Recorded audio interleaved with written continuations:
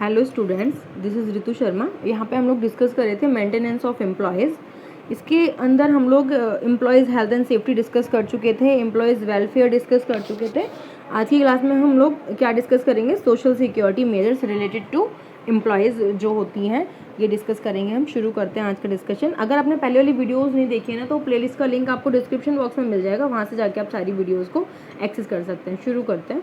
Social security measures, basically social security का जो meaning होता है यहाँ पे क्या होता है कि जो सोसाइटी में लोग हैं उनकी जो लाइफ है वो कैसी हो, सिक्योर हो, उनको सिक्योरिटी प्रोवाइड कराया जाए एज़ पर द जो रिस्क होता है लाइफ में उससे रिलेटेड जो है हमें क्या प्रोवाइड कराया जाए, सिक्योरिटी प्रोवाइड कराया जाए, ताकि हर कोई पर्सन जो है अपनी लाइफ को अच्छे से इंजॉय कर सके, राइट। जैसे कि हमारे कॉन्स्टिट्यूशन में भी जब आप फंडामेंटल राइट्स की बात करते हैं तो वहाँ पे एक राइट होता है आपका राइट टू लिव। अब जो राइट टू लिव है, अगर कोई इंसान को जीने का अधिकार है, दैट मीन्स उसकी जो लाइफ है वो कैसी होनी चाहिए, जीने लायक भी होनी चाहिए। लाइक राइट टू हेल्थ भी आता है फिर इसके अंदर कि आप हेल्दी रहें, इसके भी राइट हैं। तो उसके लिए गवर्नमेंट क्या करती है, हॉस्पिटल्स प्रोवाइड कराती है आपको। ओके, राइट टू एजुकेशन भी आपका एक राइट होता है। तो उस लाइफ को अच्छा बनाने के लिए कुछ सिक्योरिटी मेजर्स प्रोवाइड कराए जाते हैं। ये बेसिकली जो मेजर रिस्पॉन्सिबिलिटी होती है इसके अंदर गवर्नमेंट की होती है कि वो जो भी इंडिविजुअल हैं या सिटीजन्स हैं उनको क्या कराए, राइट प्रोवाइड कराए। या फिर सिर्फ यहाँ पे जो रिस्क होते हैं ना उनको भी इंक्लूड किया जाता है। लाइक किसी की डेथ हो जाती है तो वहाँ पे जो अनसिक्योरिटी पैदा होती है फैमिली मेम्बर्स को, तो उसके अगेंस्ट राइट प्रोवाइड कराए, सिक्योरिटी प्रोवाइड कराई जाए आपको। कोई एक्सीडेंट हो जाता है आपके साथ काम करते हुए या बाहर कहीं, तो उसके अगेंस्ट सिक्योरिटी प्रोवाइड कराई जाए। तो बहुत सारी सिक्योरिटीज़ होती है। बेसिकली हम यहाँ पे एम्प्लॉय से रिलेटेड सिक्योरिटी की बात करेंगे। तो सोशल सिक्योरिटी मेजर्स होता क्या है, social security is defined as the security that the society funds through the appropriate organisation against certain risk to which its member are exposed. मतलब जो सोसाइटी में मेंबर है उनको जो रिस्क हो सकता है लाइफ में, उसके अगेंस्ट जो है सोसाइटी क्या करती है, अपनी सिक्योरिटी मेजर्स को कंप्लीट करती है, प्रोवाइड कराती है उनको। किसके थ्रू, कुछ ऑर्गेनाइजेशंस के थ्रू। लाइक कुछ ऑर्गेनाइजेशंस बना दी गई हैं, जैसे कि आपकी पेंशन फंड स्कीम्स होती हैं और भी गवर्नमेंट की बहुत सारी स्कीम्स होती है जिससे हम बेनिफिट्स प्रोवाइड कराते हैं सोसाइटी के मेंबर्स को। तो ये जो सिक्योरिटीज़ हैं ये कुछ ऑर्गेनाइजेशंस के थ्रू प्रोवाइड कराई जाती है सोसाइटी के द्वारा। इसी को हम क्या बोलते हैं, सोशल सिक्योरिटी बोलते हैं। आगे क्या बोल रहे हैं, दीज रिस्क आर एसेंशियली कंटिंजेंसीज। मतलब क्या होता है, जो रिस्क की हम यहाँ पे बात कर रहे हैं वो कंटिंजेंसी होती है। मतलब फ्यूचर में क्या होगा हमें नहीं पता, अनिश्चित काल में क्या होने वाला है हमें उसके लिए नहीं पता। उस रिस्क से बचाने के लिए हमको सिक्योरिटीज़ प्रोवाइड कराते हैं। जैसे कि contingency against which the individual of small means and the megger resource can not effectively provide by their own ability और प्रिसाइड और even in private combination with their follow workers. इसका मतलब क्या है कि जो रिस्क यहाँ पे होता है कंटिंजेंसीज के थ्रू में, उसमें अगर कोई ऐसा व्यक्ति है जिसके पास बहुत छोटे रिसोर्सेज हैं, जिसकी इनकम भी बहुत कम है, रिसोर्सेज भी उसके पास बहुत कम है, तो वो क्या कर सकता है, इनको अच्छे से डील नहीं कर पाएगा। उसके अंदर इतनी एबिलिटी नहीं होती कि वो अकेले ही इन रिस्क से क्या कर सके, हैंडल कर सके, उनको अपने आप को बचा सके। इवन वो कुछ लोगों के साथ मिलके भी, लाइक जो उसके रिलेटिव वगैरह है, कभी कभी वो उनके साथ मिलके भी उस रिस्क से बच नहीं सकता। तो ये क्या होता है, फिर जब सोसाइटी एक साथ आती है, ग्रुप बन जाता है, लाइक ऑर्गेनाइजेशंस आपकी क्रिएट होती हैं, उसके थ्रू उन रिस्क के अगेंस्ट क्या कराई जाती है, सिक्योरिटी प्रोवाइड कराई जा सकती है। अब वो रिस्क क्या हो सकते हैं, सिकनेस हो सकती है, आप बीमार हो गए तो हॉस्पिटल्स प्रोवाइड कराए जाते हैं, वो गवर्नमेंट हॉस्पिटल्स भी प्रोवाइड कराए जाते हैं आपको, या हेल्थ इंश्योरेंस वगैरह प्रोवाइड कराया जाता है। उसके बाद क्या है, मैटरनिटी लीव। मतलब मैटरनिटी की प्रॉब्लम होती है तो उसके लिए, जैसे कि अगर आप ऑर्गेनाइजेशन में हैं तो आपको मैटरनिटी लीव प्रोवाइड कराई जाती है, वहाँ पे मैटरनिटी से रिलेटेड फैसिलिटीज़ प्रोवाइड कराई जाती हैं। इनवैलिडिटी हो सकता है वो रिस्क। इनवैलिडिटी क्या है, अब आप काम को करने के योग्य नहीं रहे हैं। ओके, ओल्ड एज है, अब आपकी एज हो गई तो आप काम नहीं कर पाएंगे, तो उसके लिए आपको ओल्ड एज पेंशन प्रोवाइड कराई जाती है। या अगर डेथ हो जाती है सपोज, तो उसके जो डिजीज है, लाइक अगर किसी विमेन के हस्बैंड की डेथ हो जाती है तो उसको विमेन पेंशन प्रोवाइड कराई जाती है। तो ये कुछ सिक्योरिटी मेजर्स होते हैं किसके लिए, रिस्क को टैकल करने के लिए, रिस्क से बचने के लिए। ठीक है भाई, आगे क्या बोले, it is the characteristics of these contingency that they imperil in the ability of the worker class to support itself and its dependent in health and decency। ये क्या बोल रहे हैं, जो करेक्टरिस्टिक्स होते हैं इन कंटिंजेंसीज के, ये इतने डेंजर होते हैं कि वो इनेबल कर देते हैं वर्कर को कि वो सपोर्ट कर सके खुद को या उसके डिपेंडेंट्स को इन कंटिंजेंसी के केस में। तो इसलिए ये सोसाइटी की एक बन जाती है रिस्पॉन्सिबिलिटी, या भी अगर हम कहें गवर्नमेंट की एक रिस्पॉन्सिबिलिटी बन जाती है कि उस केस में हमें क्या प्रोवाइड कराए, वो सोशल सिक्योरिटी प्रोवाइड कराए। ओके, क्योंकि एक अकेले इंसान के बस की बात नहीं है इनको डील करना। आगे ये क्या बोल रहा है, social security envisages that the member of a community shall be protected by collective action against social risk causing undue hardship and deprivation to individuals whose private resource can seldom adequate to meet them। इसका मतलब क्या है यहाँ पे कि ये society जो social security है ये क्या करता है, मेंबर्स को, कम्युनिटी को साथ में लेके आके फिर ये इंडिविजुअल्स को या मेंबर जो सोसाइटी के उनको प्रोटेक्ट करता है एक ऐसे रिस्क के लिए जो बहुत हार्ड बना देता है किसी की लाइफ को, या जो आपके पास रिसोर्सेज होते हैं वो उतने अप्रोप्रिएट नहीं होते कि इंडिविजुअल क्या कर सकता है, उनके साथ अपनी लाइफ को एंजॉय कर सकता है। और जो इंडिविजुअल के खुद के प्राइवेट रिसोर्स होते हैं ना, वो किसी हद तक क्या कहते हैं एडुकेट नहीं होते हैं उनको पूरा करने के लिए, जो रिस्क उसको फेस करना पड़ रहा है, ठीक है, तो वो अकेले उनको हैंडल नहीं कर सकते। इसी का वही जो बोल रहे हैं यहाँ पे, private resource can seldom adequate to meet them, मतलब जो उसके प्राइवेट रिसोर्स है इंडिविजुअल के, वो शायद ही उसकी हेल्प कर पाएंगे उस कंटिजेंसी में, इसलिए सोशल सिक्योरिटी की जरूरत पड़ती है हमें। और ये जो डेफिनेशन दी है किसने दी है, the national commission on labour ने दी है। ओके, एनसीएल 1969 में ये डेफिनेशन दी थी। The concept of social security is based on the idea of human dignity, मतलब जो इंसान की एक डिग्निटी है उसके ऊपर ये बेस्ड है आइडिया जो है सोशल सिक्योरिटी का, ये ह्यूमन डिग्निटी के ऊपर बेस्ड है। एंड सोशल जस्टिस जो आपका है, मतलब सामाजिक जो न्याय होता है उसके ऊपर बेस्ड है ये जो कॉन्सेप्ट है आपका सोशल सिक्योरिटी का। It further tries to protect the citizens to contribute toward the country's total welfare, और ये इसलिए भी प्रोटेक्ट करता है इंडिविजुअल्स को या सिटीजन्स को, क्योंकि जब तक सिटीजन्स आपके ठीक नहीं रहेंगे किसी कंट्री के अंदर तो वो कंट्रीब्यूट कैसे करेंगे टोटल वेलफेयर में कंट्री के, तो इसलिए भी ज़रूरी हो जाता है प्रोटेक्ट करना सिटीजन्स को, ताकि वो कंट्रीब्यूट कर सके किसके लिए, कंट्री के टोटल वेलफेयर में। Okay, So, ensuring social security measures for the citizen of a country is a fundamental responsibility of the government। क्योंकि हम यहाँ पे कंट्री के वेलफेयर की बात कर रहे हैं, इसलिए ये बहुत ज़रूरी रिस्पॉन्सिबिलिटी बन जाती है, फंडामेंटल रिस्पॉन्सिबिलिटी बन जाती है किसकी, गवर्नमेंट की, कि वो इंश्योर करे सोशल सिक्योरिटी मेजर्स को किसके, उसके सिटीजन्स के, मतलब उनको प्रोवाइड कराए सोशल सिक्योरिटी मेजर्स। ये रिस्पॉन्सिबिलिटी बन जाती है किसकी, हमारी गवर्नमेंट की। नेक्स्ट ये बोला है फंक्शंस ऑफ सोशल सिक्योरिटी। ये जो हम सोशल सिक्योरिटी की बात कर रहे हैं इनके फंक्शंस क्या क्या होते हैं। Majority of the social security initiatives are launched mainly because of the various enactment enforcement by the local, state and national government। जो मेजॉरिटी सोशल सिक्योरिटी इनिशिएटिव्स होते हैं, मतलब जो ज़्यादातर सोशल सिक्योरिटी इनिशिएटिव्स होते हैं वो लॉन्च किए गए हैं किसके द्वारा, एक्ट के द्वारा, लॉ के द्वारा इन्फोर्स किए गए हैं वो, चाहे फिर वो लोकल गवर्नमेंट करे, आपकी स्टेट गवर्नमेंट करे या वो नेशनल गवर्नमेंट करे, सबका अपना अपना जो वर्क होता है वो डिवाइडेड होता है, किसके अंडर कौन सा वर्क आता है, कौन सा एक्ट आता है, उसके हिसाब से ये सिक्योरिटीज़ क्या करती हैं, सोशल सिक्योरिटीज़ काम करती हैं एज पर दी लॉ। आगे बोला, through social security schemes the financial assistant is provided to the individual to compensate them for the loss of the income which may be due to old age, invalidity, sickness, unemployment, injury, maternity and the other contingency.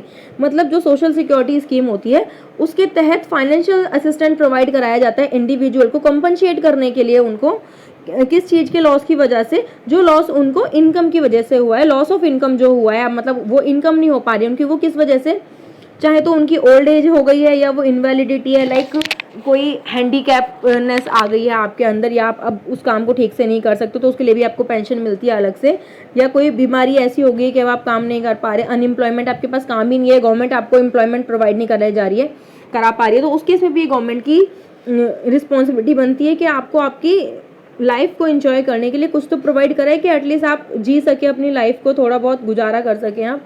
कोई injury ऐसी हो जाती है जिसकी वजह से आप काम नहीं कर पा रहे, या मैटरनिटी प्रॉब्लम जो होती है वुमेन्स में, मैटरनिटी का जब टाइम होता है, या फिर ऐसी ही इसी टाइप की अदर कंटिजेंसीज जो होती हैं, उसमें क्या करती है जो गवर्नमेंट है वो फाइनेंशियल सपोर्ट प्रोवाइड कराती है, उसी को हम क्या बोलते हैं, सोशल सिक्योरिटी बोलते हैं।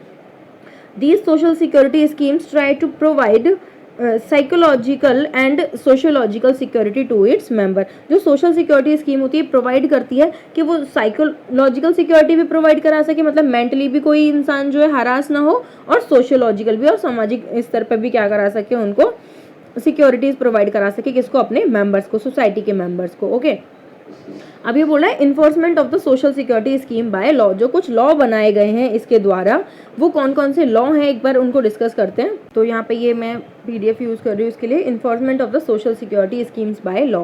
क्या बोल रहे हैं, various legislations have been passed from time to time, time time पे ऐसे बहुत सारे लेजिस्लेशन मतलब लॉज बनाए गए हैं to provide social security to the worker working in various industry. जो लोग जो वर्कर है वो इंडस्ट्रीज में अलग अलग काम करते हैं, उनके लिए अलग अलग लॉज प्रोवाइड कराए गए हैं सोशल सिक्योरिटी से रिलेटेड। कुछ उसमें से हम यहाँ पे डिस्कस करेंगे, जैसे कि फर्स्ट है आपका the workman compensation act. Workman compensation act basically होता है क्या है, अगर कोई एक्सीडेंट अराइज हो रहा है एम्प्लॉयमेंट की वजह से, जहाँ पे वो काम कर रहा है, उसको कोई डिसेबिलिटी हो जाती है, तो क्या करते हैं वहाँ पे कंपनसेशन प्रोवाइड कराया जाता है उसके अगेंस्ट, किसको, एम्प्लॉय को, ताकि वो अपनी आगे की लाइफ को क्या कर सके, जी सके। ओके, क्या बोल रहा है ये, provides for the losses due to accident arising out of और in the course of employment. या तो उस काम की वजह से हुआ है जो आपको ऑर्गेनाइजेशन में काम करना पड़ रहा है, या उस काम के दौरान ही आपको हुआ है वो जो एक्सीडेंट आपके साथ हुआ है, जिससे आपको क्या हो रहा है, या तो आपकी डेथ हो सकती है या आपकी डिसेबिलिटी हो गई है या डेथ हो गई है, तो उसके अगेंस्ट क्या प्रोवाइड कराया जाता है, कंपनसेशन। अगर डिसेबिलिटी हुई है तो वो उस एम्प्लॉय को ही मिल जाएगा कंपनसेशन, और अगर डेथ हो गई है तो उसके जो भी लीगल हायर होते हैं उनको क्या मिलता है, वो कंपनसेशन प्रोवाइड कराया जाता है, किस एक्ट के through, the workman compensation act 1923 के under. Okay, next is the industrial dispute act 1947। ये क्या बोलता है, it also provide for the statutory measures against the lay off and retrenchment of in the form of compensation to be paid to the employees. अब यहाँ पे दो word use किए गए हैं कि ये किसके अगेंस्ट सिक्योरिटी प्रोवाइड कराता है, ले ऑफ और रिट्रेंचमेंट के अगेंस्ट। ओके, अब ये ले ऑफ और रिट्रेंचमेंट क्या होता है, देखो दोनों ही केसेस में एम्प्लॉय को जॉब से निकाल दिया जाता है या वो जॉब छोड़ के जा रहा है, लेकिन ले ऑफ में क्या होता है, यहाँ पे ये परमानेंट नहीं होता। सपोज अभी ऑर्गेनाइजेशन के पास सरप्लस एम्प्लॉयज हैं और उतने एम्प्लॉयज की अभी ऑर्गेनाइजेशन को जरूरत नहीं है, तो कुछ टाइम के लिए या टेम्पररी बेसिस पे जो ऑर्गेनाइजेशन है वो एम्प्लॉयज को क्या कर देती है, मना कर देती है कि भाई अभी आपको काम पे आने की जरूरत नहीं है, लेकिन उसके बदले वो उनको कुछ कंपनसेशन प्रोवाइड कराते हैं, कुछ मॉनेटरी बेनिफिट प्रोवाइड कराते हैं ले ऑफ के लिए। नेक्स्ट जो है आपका वो रिट्रेंचमेंट है, इसमें क्या होता है, परमानेंटली ऑर्गेनाइजेशन बोल देती है भाई अब हम आपको काम पे नहीं रख पाएंगे, अब आपको हमारे काम पे आने की जरूरत नहीं है आगे, तो उसके केस में भी आपको क्या कराया जाता है, कंपनसेशन प्रोवाइड कराया जाता है। ओके, क्योंकि आप एकदम से किसी को बोल रहे हो कि भाई अब आपको आने की जरूरत नहीं है काम पे, तो वो काम को ढूंढेगा, अभी कुछ टाइम भी लगेगा उसको न्यू जॉब ढूंढने में, तो उस बीच में जो गैप होता है उसके लिए कुछ कंपनसेशन प्रोवाइड कराया जाता है इसके अंदर। Next is the employees state insurance act, जो ESI एक्ट है आपका 1948। This has instituted the ESI scheme under which the act aims to provide the health care and cash benefit in case of sickness, maternity and the employment injury to the employees। मतलब ये क्या बोल रहे हैं कि ESI scheme है जिसके अंदर क्या कराया जाता है, हेल्थ बेनिफिट प्रोवाइड कराए जाते हैं, कैश बेनिफिट भी प्रोवाइड कराए जाते हैं। मतलब आपने देखा होगा ESI हॉस्पिटल्स भी होते हैं स्टेट में, अपने एक लिमिट होती है कि किस इनकम ग्रुप को वो बेनिफिट मिलेंगे, अलग अलग लिमिट होती है कि मतलब आई थिंक 15,000 और 18,000 समथिंग कुछ लिमिट होती है यहाँ पे, कि अगर उतनी इनकम है आपकी तो वो उतने तक ही इनकम है आपकी तो ही आपको ये बेनिफिट मिलेंगे। इसके अंदर किससे बेनिफिट प्रोवाइड कराया जाता है, अगर आपको कोई सिकनेस है, बीमारी है, मैटरनिटी है, एम्प्लॉयमेंट में कोई इंजरी हो गई है, तो उन ऑर्गेनाइजेशंस में या हॉस्पिटल्स में जाके आप अपना फ्री इलाज करा सकते हैं, या कोई लिमिट होती है कि इतना अगर आपका खर्चा आता है तो उतना जो आपका जो एक्सपेंस है वो बॉर्न किया जाएगा ऑर्गेनाइजेशन के द्वारा। तो ये ESI स्कीम होती है। Next is the employees provident fund and miscellaneous provision act 1952। Employees provident fund की बात कर रही है, ये PF फंड की बात कर रहा है। ये क्या बोल रहा है, it provides for old age, invalidity और survivorship benefits to the workforce in the organise sector. मतलब जो ऑर्गेनाइज सेक्टर में लोग काम करते हैं उनको ये PF फंड फैसिलिटी प्रोवाइड कराई जाती है। इसके अंदर क्या होता है, कुछ जो पोर्शन होता है आपका वो एम्प्लॉयर ही कॉन्ट्रीब्यूट करते हैं, मतलब जिसके यहाँ आप काम करो जिस ऑर्गेनाइजेशन में, वो कुछ कॉन्ट्रीब्यूशन करते हैं, और कुछ जो है आपका एम्प्लॉय जो जिसको मिलेगा ये बेनिफिट बाद में उसको मिलता है। इसका बेनिफिट क्या होता है कि जब आप कि एक एज हो जाती है जब आप काम नहीं कर रहे, तो उस टाइम पे आप उस फंड को यूज़ कर सकते हैं, या कोई इनवैलिडिटी हो जाती है अब आप काम नहीं कर पा रहे हो तो आपको एक लमसम अमाउंट मिल जाता है एम्प्लॉय प्रोविडेंट फंड की फॉर्म में। Okay, the maternity benefit act 1961। अब जो वीमेन एम्प्लॉयज होते हैं उनको भी कुछ बेनिफिट प्रोवाइड कराए जाते हैं मैटरनिटी बेनिफिट एक्ट के अंडर। क्योंकि this applies to all factories, ये सारी फैक्ट्रीज में अप्लाई होता है। एस्टेब्लिशमेंट प्लान, कोई भी एस्टेब्लिशमेंट है या प्लांटेशन है, माइंस हैं एंड शॉप्स हैं, सब में ये प्रोवाइड कराया जाता है। Under the provisions of this act it is mandatory for the employer to grant paid maternity leave मतलब लीव दी जाएगी उस विमेन को जो प्रेग्नेंट है, लेकिन वो कैसी होगी, पेड होगी, उसके लिए उसको क्या मिलेगा, पैसा भी मिलेगा to their women employees and to provide them with the periodical payment in cash of confinement. और उसको क्या हुआ, पीरियोडिकल पेमेंट भी मिलती रहे बीच में, जितने टाइम पे वो काम पे नहीं आ रही है, या कोई स्पेसिफाइड पीरियड होता है 3 मंथ्स का और 6 मंथ्स का, डिपेंड करता है ऑर्गेनाइजेशन पे, तो उस पीरियड के लिए उसको क्या करी जाए, पीरियोडिक पेमेंट करती रहे, जैसे भी उसको पेमेंट करना है आपको। इन केस ऑफ कन्फाइनमेंट भी अगर कुछ हो गया है, या फिर मिसकैरेज हो गया है आपका, या सिकनेस है अराइजिंग आउट ऑफ प्रेगनेंसी, ये कोई भी केस हुआ है अगर इनमें से, तो आपको क्या प्रोवाइड कराई जाएगी, मैटरनिटी बेनिफिट्स प्रोवाइड कराए जाएंगे। Okay, the next is the payment of gratuity act. अब ये ग्रेचुटी क्या होता है कि जब आप जा रहे होते हो जॉब को छोड़ के, या जब आपका जॉब का पूरा टाइम हो गया, तो टर्मिनेशन के टाइम पे आपको क्या मिलता है, एक लमसम अमाउंट मिलता है, ताकि आप अपने आगे की लाइफ को अच्छे से एंजॉय कर सके। और ये बेसिकली इसलिए मिलता है कि आपने ऑर्गेनाइजेशन में इतने साल काम करा है, तो उसके लिए आपको कंपनसेट किया जाना चाहिए। Okay, the act provides for the termination benefits, मतलब जब आप छोड़ के जा रहे हैं, paid in lump sum complementary to the periodical pension payment.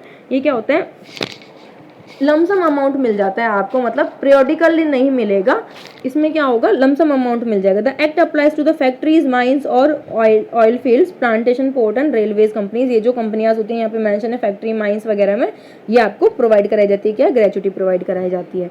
Next देखते हैं, नेक्स्ट है हमारा types of social security schemes. किस किस टाइप की होती है सोशल सिक्योरिटी जो स्कीम्स होती है, एक होती है आपकी सोशल असिस्टेंट और एक होती है आपकी social insurance.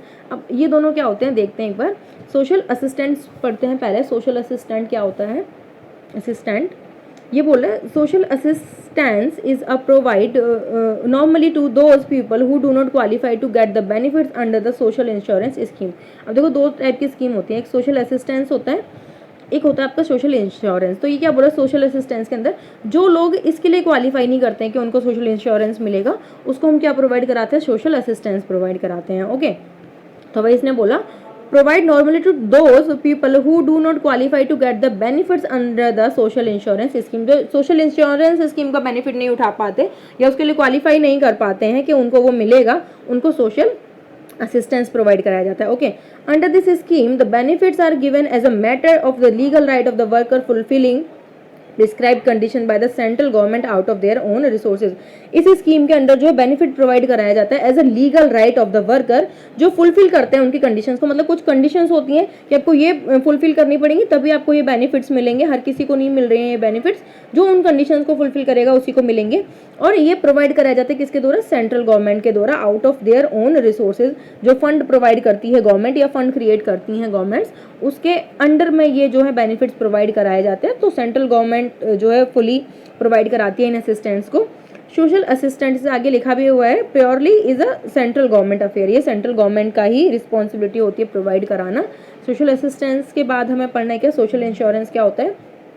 The term social insurance is defined as a system within which a compulsory contribution entitles the insured person to benefit of the predictable size where certain conditions are fulfilled। जो social insurance होता है ये भी क्या होता है, एक system होता है जिसके अंदर कंपलसरी कंट्रीब्यूशन प्रोवाइड कराया जाता है, किसको, इंश्योर्ड पर्सन को कंपलसरी होता है ये, और एक प्रेडिक्टेबल साइज होता है, पहले से डिसाइडेड होता है किस साइज में ये प्रोवाइड कराया जाएगा।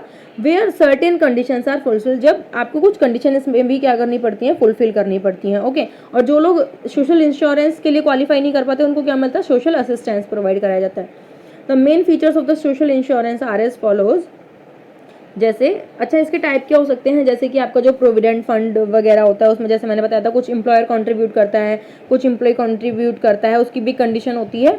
तो ये क्या होता है, कंपलसरी बेनिफिट्स होते हैं जो प्रोवाइड कराने ही पड़ते हैं आपको, अगर वो कंडीशन फुलफिल की जा रही है एम्प्लॉयज़ के द्वारा। तो अब आगे इसी में सोशल इंश्योरेंस में पढ़ेंगे हम कि ये होता क्या है।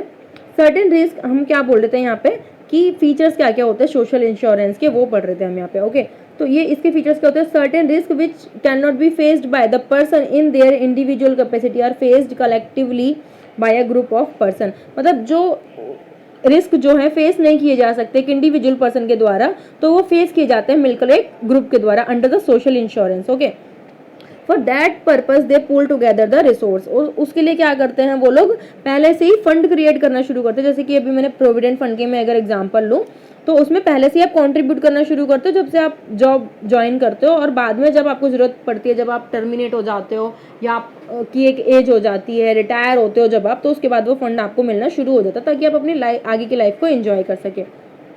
Consequently, the benefits are provided in them in case of contingency।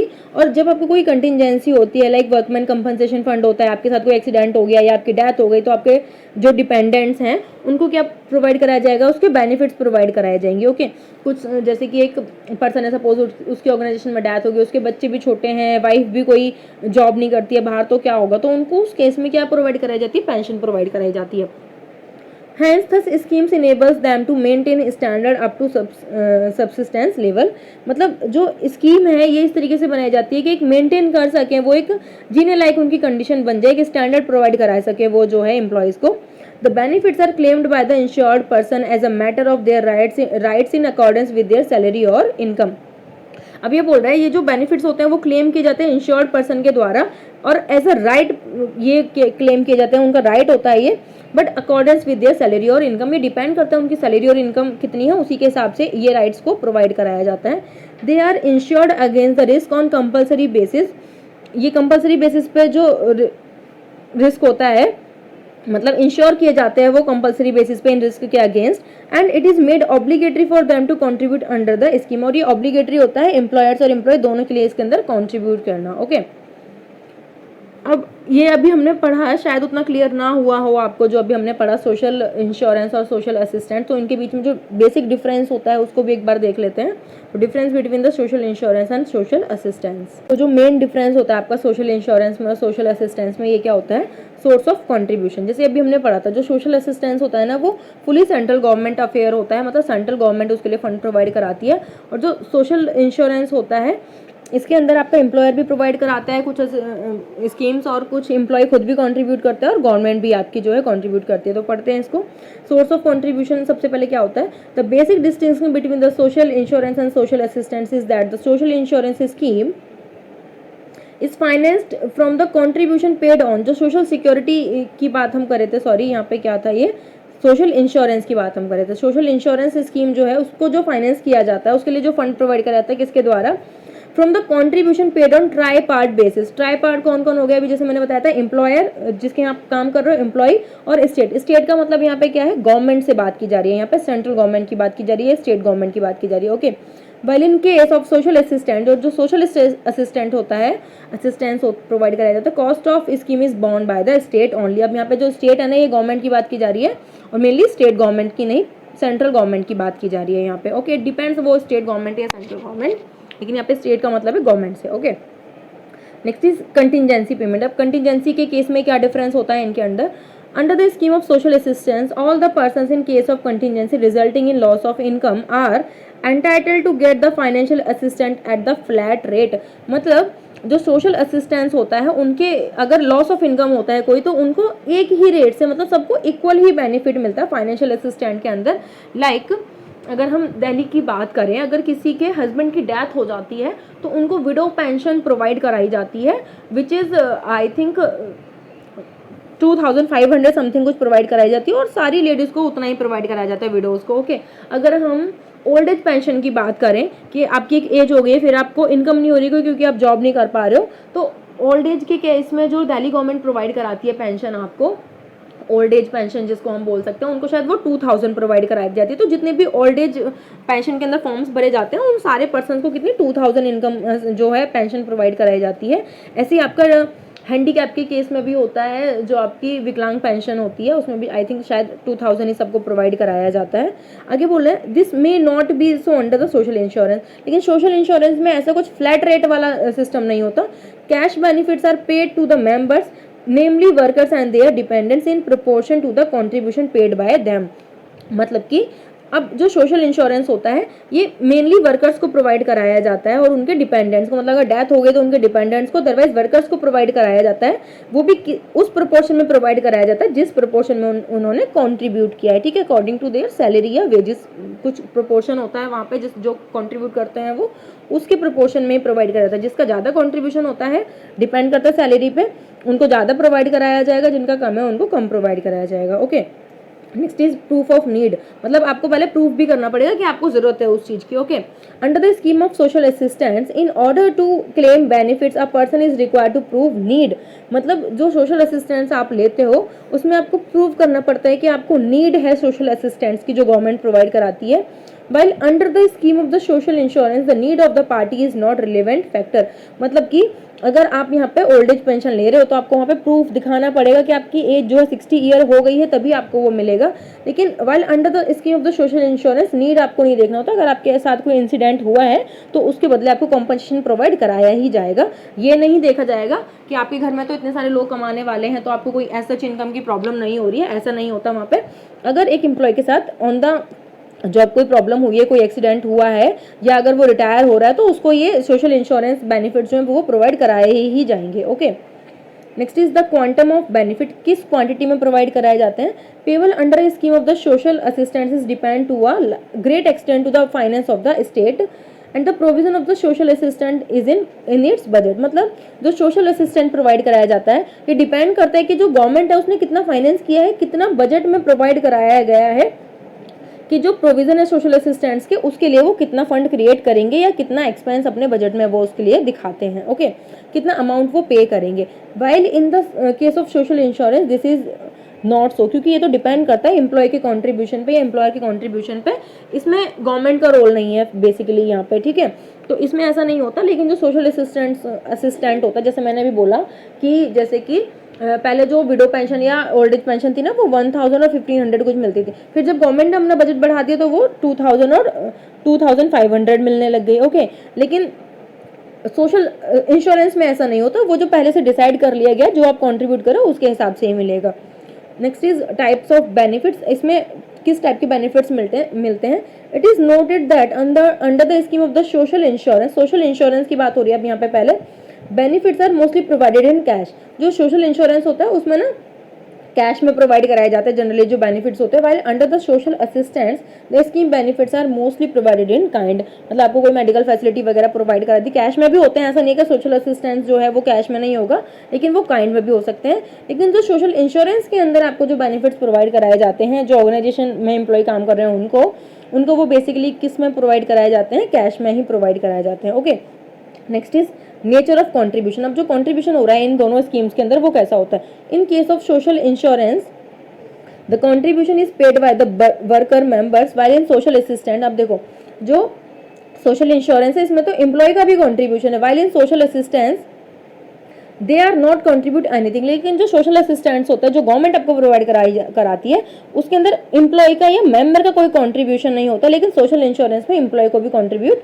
करना पड़ता है, ठीक है। रेदर जो सोशल असिस्टेंस होता है rather it paid in the form of public assistance, ये तो पब्लिक को प्रोवाइड करा ही रही है गवर्नमेंट। ओके, तो इसमें आपको कोई कॉन्ट्रीब्यूशन नहीं करना होता है।